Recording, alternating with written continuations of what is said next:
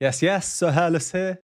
We are back with Dimash, and this is Daididau, live from his digital show of 2021. I have seen several other performances from this show. They're always really cool with cool visual effects. A bit of song context. This is a Kazakh traditional folk song based on a poem by the poet and patriot Jumabayev. He was in exile for years, and the poem that he wrote reflects a deep longing and love for his wife. His nickname for her was Daididau. Here are the lyrics on the screen now. There aren't too many of them, so have a quick pause and a read, and then we'll dive on in.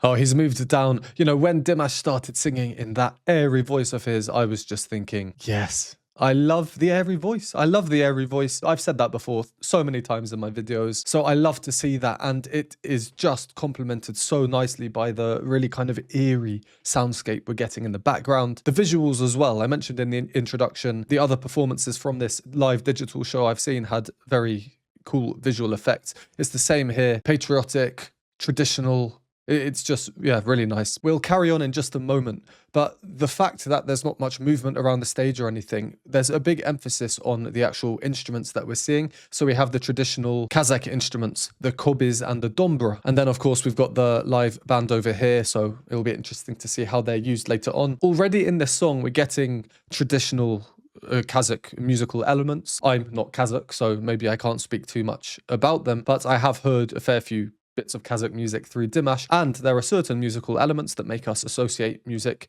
with regions of the world. If something sounds Eastern, or if something sounds like it's from the Orient, for example. We were getting a very interesting chord movement pattern just where I stopped.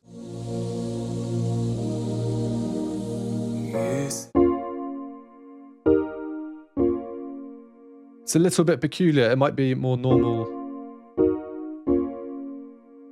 Not more normal, more expected based on everything else. If I move them closer together. But no, we get. And that's that line doing that instead of this here. It's not only a chromatic inflection, which is more symbolic of kind of grief in music, you know, but that's also what turns this chord into a minor, sadder sounding chord instead of major, happier. And considering the lyrics, they're sorrowful, full of grief. I just think it's something we might expect. And I'm not just kind of saying this out of nothing. In the music before, we have been hearing these chromaticisms, essentially like minor inflections. Even Dimash's melody there. And there, let's listen to the whole line. You know, chromaticism everywhere.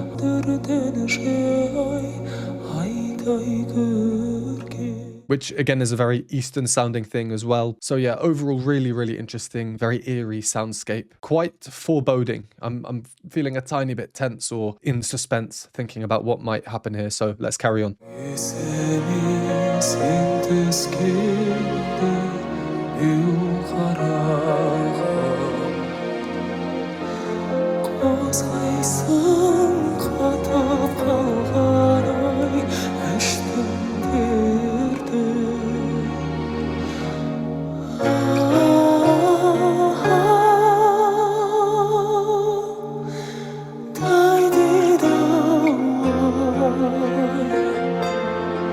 Shivers, goosebumps.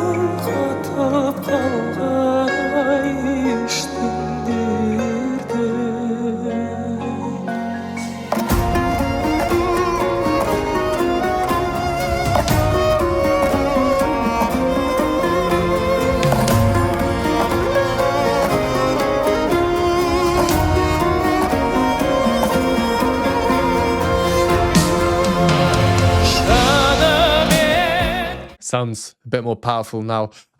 Thank you to Dimash, honestly, for just introducing us to all this music that I'm sure many of us would never ever come across. His music is so eclectic. I don't know how many videos I've done now. Let me check. Right, so I think this is my 45th Dimash video. Crazy. And I know there are many, many, many more different songs out there for me yet to explore, but they're so diverse, and in all of them, there's one or two, I mean, many moments, but there's like one or two moments that are just elevated that can really affect the body. And there, wow, let's go back to that chorus line. He's just saying pain and passion stir in my heart, you know. And then here.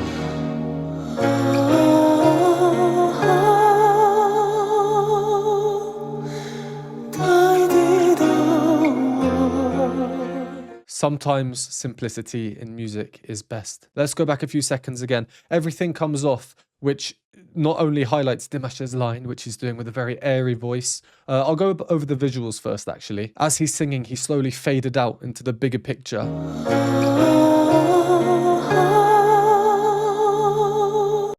Everything's frozen in time, suspended in time. These guys here, still, Dimash, still. It's all part of the overall effect, and of course the music is the main thing. Moving up and then back down, just such a simple melodic shape. And when you look at what Dimash is doing against the bass part here, because everything's come off, and they're the two kind of most important parts. We have some other filler parts to fill out the harmony, but really the crux of what we're hearing. So in the bass, and then this chromaticism is so important. Dimash's melody, holding at the top, and then back down. Put them together, working in thirds, which is kind of the most unifying interval of harmony you can get. Chromaticism, which causes a tritone. Tritone, as we can see on the screen. That interval famously used to be known as the devil in music, diabolus in musica, because it's a jarring interval based on the frequencies of the sound waves. And it's that chromaticism of grief in the bass line that really causes it. And then down together again. Etc. With a big breath from Dimash as well before the descent.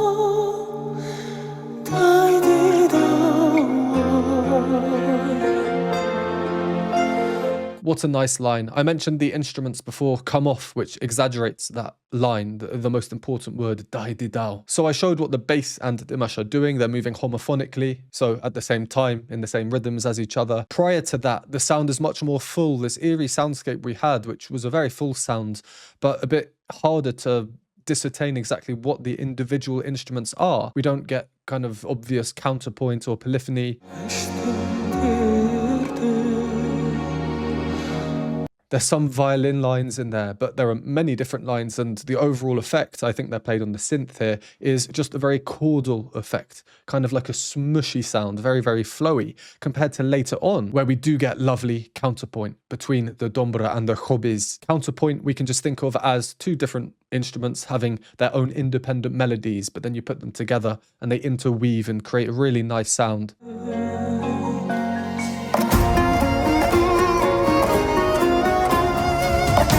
I'll play it all the way through, but notice how just there they join up just for a few notes.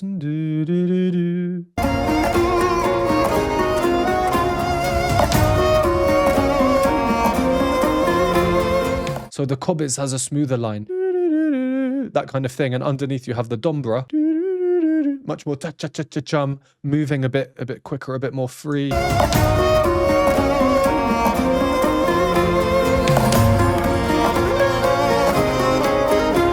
Now the other dombra is joining in, just a thicker texture, more strings, a bit more likened to contemporary stringed instruments like the guitar. The overall sound, I mean, not individually. The beat is coming in now. You can see Dimash's right leg is going as well, in time with the beat. And we can hear almost like a clopping sound in the background. I'm not sure what's creating the sound, could be anything. It sounds like wooden blocks or something, but it's conjuring up the imagery of horses going through a desert or something in my mind. And it's not the first traditional Kazakh folk song Dimash has performed that I've seen that has done a similar thing. Whether it's intentional or not, I don't know. Maybe the imagery that we saw at the start is playing a part in that. I mean, we've literally got people on horseback here. Really interesting song. A lot of lovely things going on in there. And it's one that makes you wonder how many other beautiful bits of music are there, traditional to their own countries, that the majority of world will just never learn about or hear. So thank you, Dimash. Let's carry on with this one. If you enjoy these videos, please consider supporting me. You can buy me a coffee or hot chocolate, join our Patreon for loads of additional content that's not available on YouTube, or become a YouTube member for these groovy emojis and membership badges. All options are linked below, and a special thanks to everyone on the screen. Back to the video.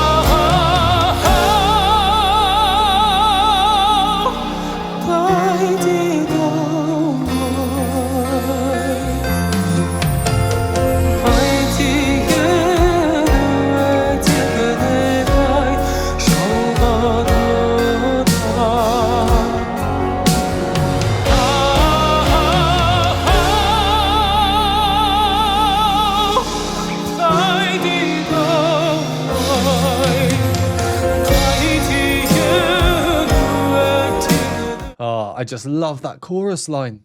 I just love it.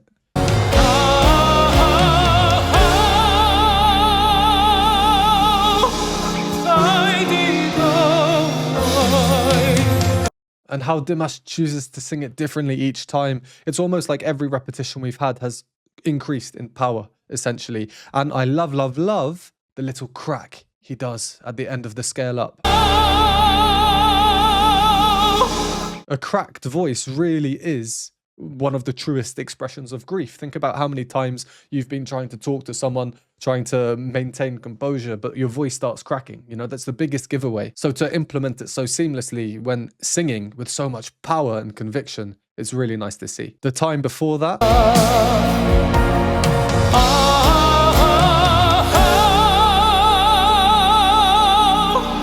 extremely rich vibrato. I mean, my head was almost nodding along with it there. Extremely rich.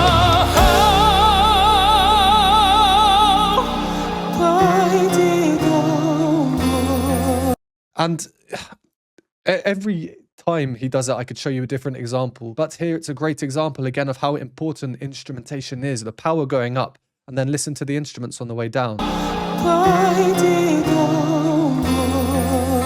Very string dominated now. The heavier instruments, like we heard before, the electric guitar, for example, that came in, they're all removed. And then we get the mark tree coming in to shift the sound from dramatic and intense to slightly more magical and soft. Overall, in terms of the harmony, which again, I think is the most important thing when it comes to music, things have been very consistent in this song. That helps with building familiarity in the listener. I heard the chorus the first time, and now every time it happens, the harmony is the same, the melody is the same, so I am familiar with it. I can sing along. We are still seeing some interesting harmonic shifts though, like I showed at the start. Here's another one at the end of this phrase.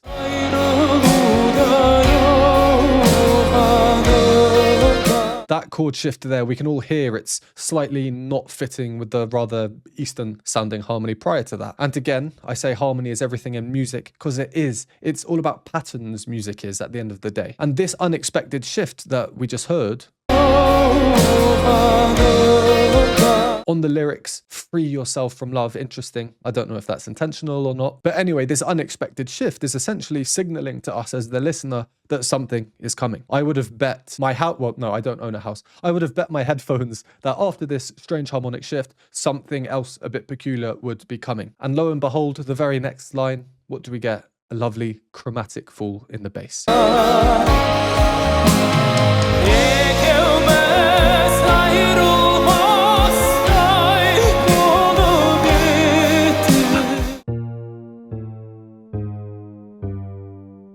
And then above it in, I don't know what instrument this is. I would have said maybe cobbies, but the cobbies players aren't playing it. We can see their fingers, maybe guitar, I'm not sure. But in a string instrument or a string type sounding instrument, we're getting this up the octave. So still chromatic, but quite playful. So you put this playful motif on top of this falling chromatic idea of grief. And then shove Dimash in the middle.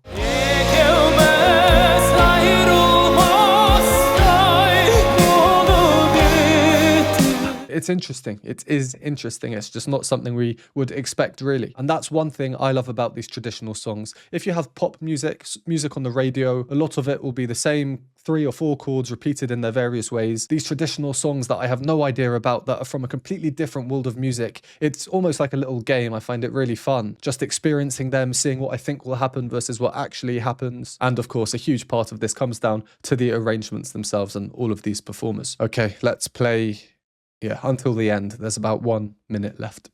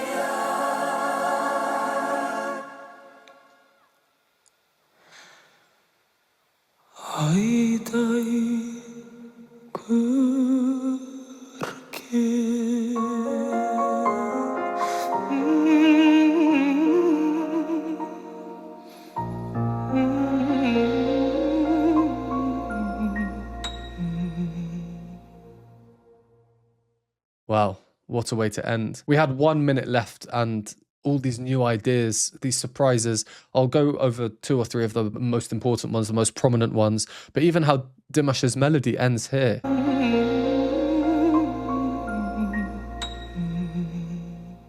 So he finishes here, which is the 5th note of the chord,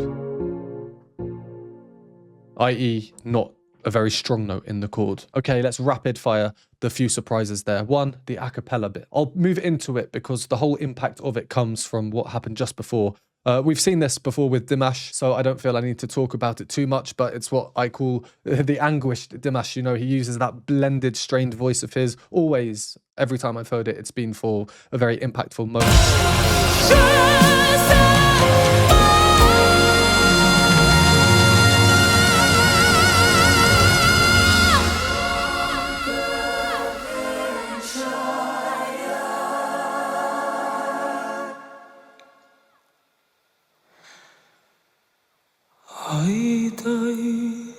Something harrowing about that. Just these a cappella voices, you don't see their faces, almost like souls that have been lost to the past. And then we just have some sort of breath. We watch Dimash's hand, it opens up as he breathes in. Yeah, it's really, really well done. In the harmony, we got a suspension here.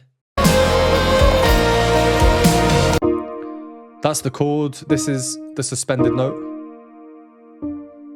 that we'd expect to resolve like that. That's what a suspension is. It's suspended and then it's falling down. We've heard it a million times before.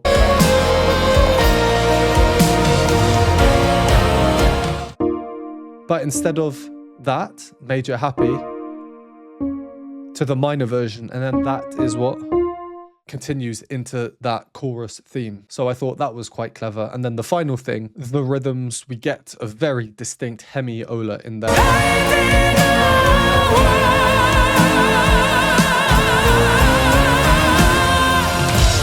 Cha, cha, cha, 1, 2, 3, instead of the usual 1, 2, 1, 2. So 3 beats, 1, 2, 3 in the space of the usual 1, 2. When there is a hemiola in a song, which is quite rare, I will point it out because they're often used very sparingly just for some extra rhythmic effect. Well, Daididau. I really enjoyed that. I'm going to enjoy listening to that again. And that luscious main chorus line, just such a simple phrase, up and down, simple harmony, one chromatic line at the bottom, resulting in a tritone at the top, and then resolving through falling. Yeah, really nice. You can feel the grief and the sorrow just running through this song. But it had hopeful and positive elements in there as well. If you made it this far, thank you very, very much for watching. As always, let me know if you want to see more Dimash on the channel by liking this video. Comment down below the songs I've not yet done that you'd like to see. And if you don't want to write any words, we'll do an emoji. Today's emoji, let's go for something different. We'll do a horse, just because I was talking about horses a little bit in this one. I think that could be quite nice. Thank you once again, and I will see you in the next one.